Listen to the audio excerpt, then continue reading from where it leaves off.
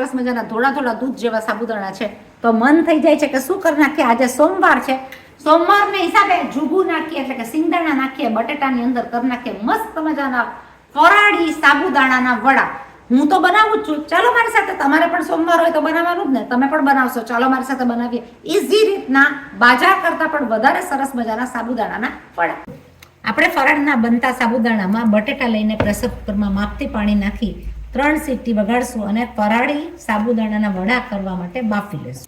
જ્યાં સુધી આપણા બટેટા બફાય છે ત્યાં સુધીમાં આપણે સાબુદાણા, જે સાબુદાણા આપણે 8 કલાક પહેલાં પલાળેલા છે, ડબલ ધ સાઇઝ થઈ ગયા છે. મોટી સાઇઝના સાબુદાણા મેં લીધા છે. તમે નાની સાઇઝના સાબુદાણા લો તો સાવ પાવડર ફોર્મમાં થઈ જાય. મોટા સાબુદાણાથી સાબુદાણાના વડા બહુ જ સરસ થશે. 8 કલાક પલાળીને 8 કલાક પલાળ્યા બાદ આપણે એને ગાળી લેશું એક ગળણામાં, જેથી કરીને એનું પાણી સાવ નીકળી જશે અને આપણે સાબુદાણા આપણે કરી લેશું કોરા.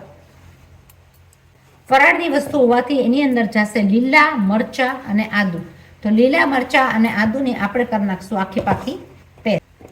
સાબુદાણાના વડા ફરાળમાં બહુ જ સરસ લાગતા હોય છે. ફરાળ જે ન બનાવતા હોય એ પણ સાબુદાણાના વડા બનાવીને એમને પણ ખાવાનું બહુ જ પસંદ કરતા હોય છે. સ્ટ્રીટ ફૂડ પણ છે. મુંબઈમાં સ્ટ્રીટ ફૂડ ઉપર પણ સાબુદાણાના વડા બહુ સરસ રીતના મળતા હોય છે. તો આપણે બનાવી નાખશું સહેલી રીતના સાબુદાણાના વડા. ફટાફટ કેવી રીતના થાય, સ્વાદિષ્ટ, ઝડપથી અને ફટાફટ. આપણે લઈ લીધી છે 1 વાટકી સિંગદાણા, જેને આપણે શેકીને એનો કરશું ભૂકો.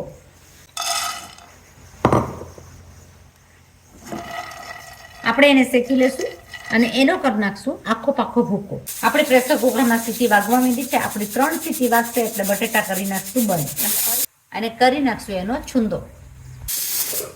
આપણા બટેટા ઠંડા થાય ત્યાં સુધીમાં આપણે બધી તૈયારી કરીને રાખી દીધી છે. તો આપણે બનાવી નાખશું એના એકદમ સ્વાદિષ્ટ વડા, લીંબુ સ્વાદ નાખીને. જ્યાં સુધી આપણા વડાના બટેટા ઠંડા થાય છે ત્યાં સુધીમાં આપણે કરી લઈશું લીલી તીખી ચટણીની તૈયારી. તો આપણે લઈ લીધા છે થોડા ધાણા, સરખા એવા મરચાં અને એની અંદર આપણે લઈ લઈશું ધાણાના ડાળખા. એની ચટણી બહુ જ સરસ થશે કારણ કે ધાણાના ડાળખા એકદમ કૂણા છે. ફરાળની ચટણી હોવાથી આપણે એમાં લઈ લઈશું 1 ટેબલ સ્પૂન જેટલો સિંગદાણાનો ભૂકો. એની સાથે આપણે લઈ લઈશું થોડી એવી જોઈતા પ્રમાણમાં ખાંડ. ખાંડ સાથે લઈ લઈશું માપથી નિમક. જોઈતા પ્રમાણમાં આપણે લઈ લઈશું લીંબુ. આને કરી નાખશું બધું મિક્સિંગને થોડું એવું પાણી નાખીને ગ્રાઇન્ડ અને બનાવશું તીખી તમતમતી લીલી ચટણી. આ ચટણી આપણી ફરાળની હોવાથી એકદમ સરસ જુગુના એટલે સિંગદાણાના ભૂકાની અંદર આ ચટણી બહુ સરસ મજાની તૈયાર થઈ જતી હોય છે. કારણ કે આ ચટણી આપણી ફરાળની છે, બીજું કોઈ પણ ચીજ એની અંદર જશે નહીં. ચલો કરી નાખીએ એકદમ સરસ મજાનો સ્વાદિષ્ટ ફરાળી વડાનો મસાલો. એની અંદર હું લઈ લઈશ 1 વાટકી જેટલા સિંગદાણા.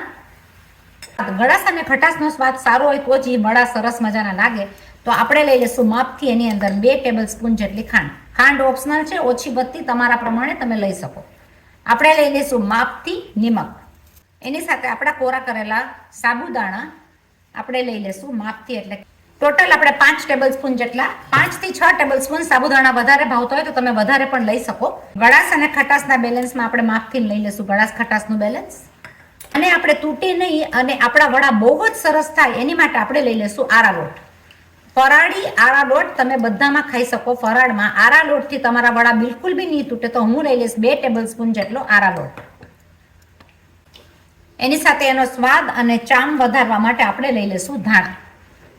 આ બધી વસ્તુને આપણે કરી નાખશું મિક્સ કરતાની સાથે આપણી જે એક વસ્તુ રહી ગઈ છે, ગળાશની સામે બેલેન્સમાં લીંબુ તો હોવું જ જોઈએ. તો ગળાશની સાથે આપણે લઈ લઈશું લીંબુનો રસ. તો જોઈતા પ્રમાણમાં હું લઈ લઈશ લીંબુનો રસ. હવે આ બધી વસ્તુને આપણે કરી નાખશું મિક્સ અને આપણે એના કરી નાખશું એકદમ સરસ મજાના ફરાળી વડા. ખીરું તમે જોયું ને, જોતાની સાથે જ એમ થઈ જાય વડા બહુ જ સરસ થશે. અને સાબુદાણા પણ આપણા બહુ જ સરસ પલળી ગયા છે. આપણે કરી નાખશું બધું મિક્સ. આપણે જે સાબુદાણા અને બટેટાનું બનાવ્યું છે એ પૂરણ એકદમ સરસ મજાનું તૈયાર થઈ ગયું છે કે જેના વડા બહુ સરસ રીતના થશે. તો આ પ્રમાણે નાખવાનું કારણ છે આરા લોટ. આરા લોટથી આપણા વડા તૂટશે બી નહીં, 100% ગેરંટી, અને બહુ જ સરસ થાય. આરા લોટ એટલે તપકિયો લોટ હોય છે. હવે આપણે બનાવી નાખશું એના નાના વડા. તમે એને કોઈ પણ શેપ આપી શકો. આપણે લઈ લઈશું ચપટા વડા. આ આપણા વડા એકદમ સરસ રીતના વાળીને તૈયાર થઈ ગયા છે. આપણે તળી લેશું એને ગરમ તેલમાં. મીડિયમ તાપ ઉપર આપણે બધા વડા એકસાથે નાખીને તળી લેશું, કારણ કે એની તૂટવાની કોઈ ડર નથી.